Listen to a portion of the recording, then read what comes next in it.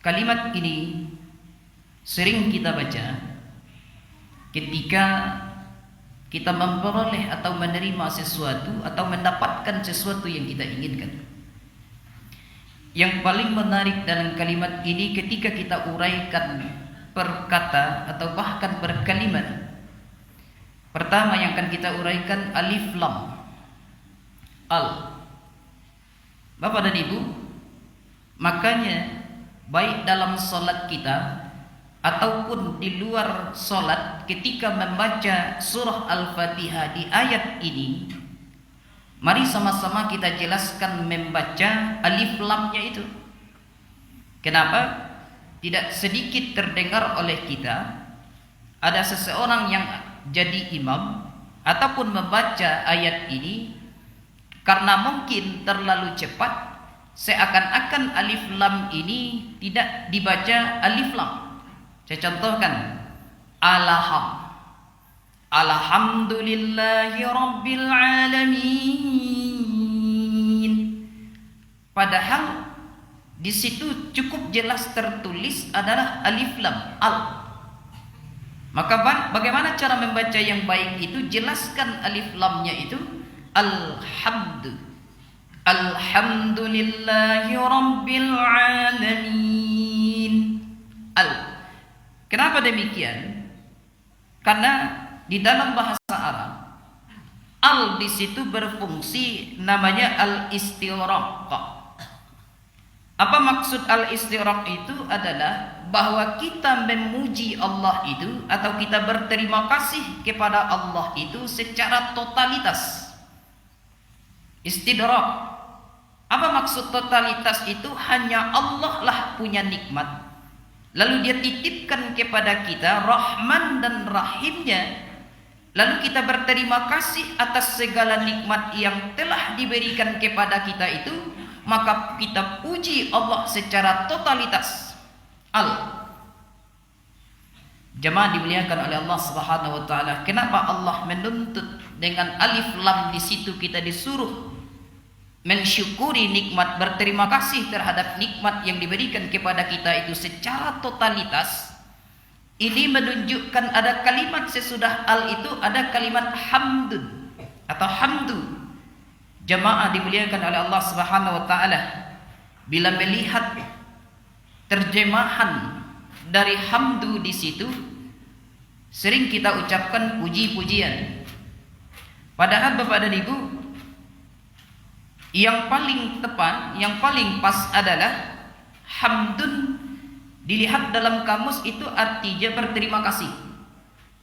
Artinya ungkapan terima kasih karena mendapatkan sesuatu. Sementara di dalam bahasa Arab, bila kita ingin tahu ucapan terima kasih, ternyata ada dua kalimat yang dipakai. Ada kalanya syukran. Barangkali Bapak Ibu pernah mendengar kalimat-kalimat itu. Kalau pergi ke tanah suci itu sering syukran ya akhi, terima kasih. Ada hamdun atau hamdan. Apa perbedaannya dan kenapa Allah Subhanahu wa taala tidak memakai syukran dalam kalimat hamdun itu? Ternyata ada rahasianya Bapak Ibu. Syukran itu cara berterima kasih bila kita menerima sesuatu atau pemberian orang lain kepada kita, tetapi yang diberikan itu nampak, kelihatan.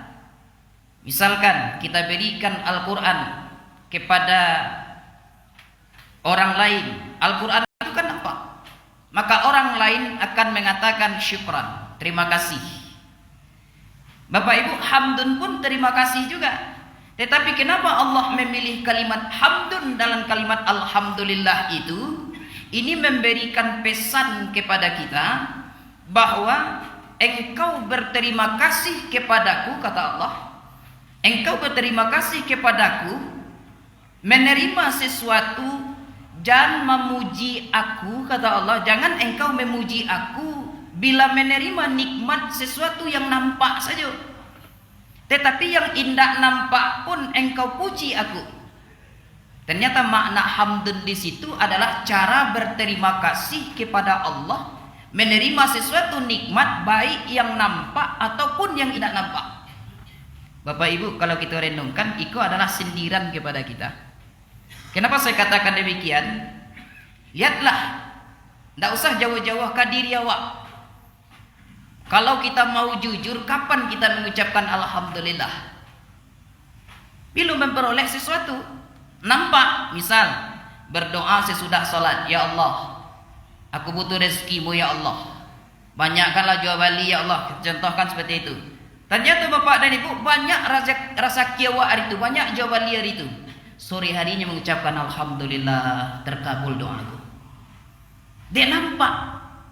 Tetapi Bapak Ibu, pesan dari ayat tadi, kenapa hamdun kalimatnya dalam kalimat alhamdulillah itu? Ternyata Allah memberikan pesan kepada Allah, engkau mengucapkan alhamdulillah itu atau berterima kasih kepada Allah itu, jangan menerima yang nampak saja. Sebab nikmat Allah itu dibagi dua. Satu, ada yang nampak. Dua, ada yang tidak nampak. Bahkan Bapak dan Ibu, coba, mana yang lebih penting, yang nampak atau yang tidak nampak? Mana yang lebih utama, nikmat Allah itu yang nampak atau yang tidak nampak? Bahkan yang lebih utama yang tidak nampak. Bapak Ibu, kalau boleh memilih, para luot tu dari para luangok. Nafas. Mana para lu? Para luot tu atau para lu nafas? Kalau kita sebutkan para luot tu, Bapak Ibu, buat apa punya tu kalau angok tak ada? Tak ada fungsinya. Nafas itu nampak? Enggak. Tapi perlu, sangat perlu. Sangat perlu. Bahkan jauh lebih penting daripada yang nampak. Sebut sajalah kalau orang lah tidak barangok, itu tidak manusia lagi, namanya mayat namanya.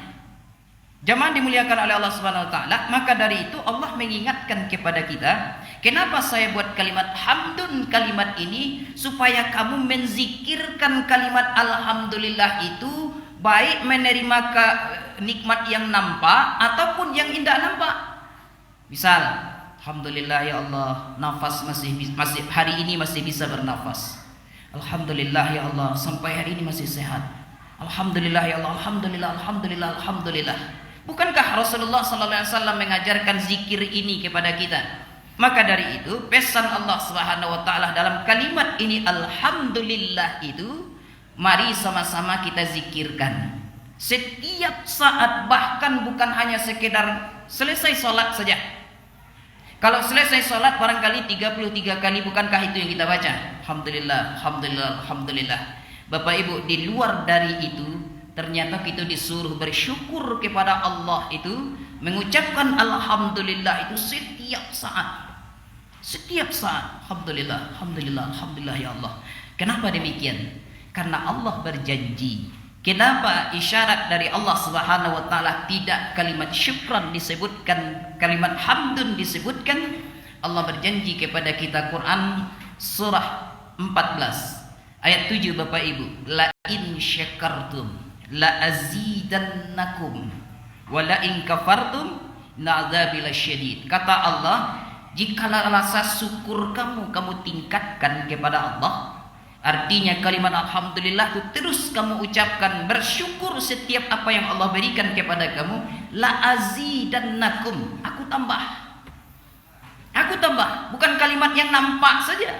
Artinya bukan nikmat Allah yang nampak saja Allah tambah. Yang indah nampak pun Allah tambah. Allah berikan kesehatan setiap saat, Allah tambah, Allah tambah. Bahkan kesehatan itu Allah berkahi. Bagaimana kesehatan yang diberkahi? Bapak Ibu, berkah itu ziyadatul khair, bertambahnya kebaikan. Seseorang yang dikatakan kesehatannya berkah, maka bertambah kebaikan yang ia berbuat. Ibadahnya bertambah, kebaikan-kebaikan lain ia berbuat bertambah. Solatnya pun bertambah Bapak Ibu. Selama ini yang wajib saja, bahkan dia tambah dengan yang sunat. Bertambah, ziyadatul khair, maka bertambah segala kebaikan. Mudah-mudahan kalimat ini bisa kita zikirkan setiap saat Bapak dan Ibu. InsyaAllah kalau sudah kita zikirkan, Allah berjanji la azidannakum, maka segala nikmat itu akan aku tambah untukmu.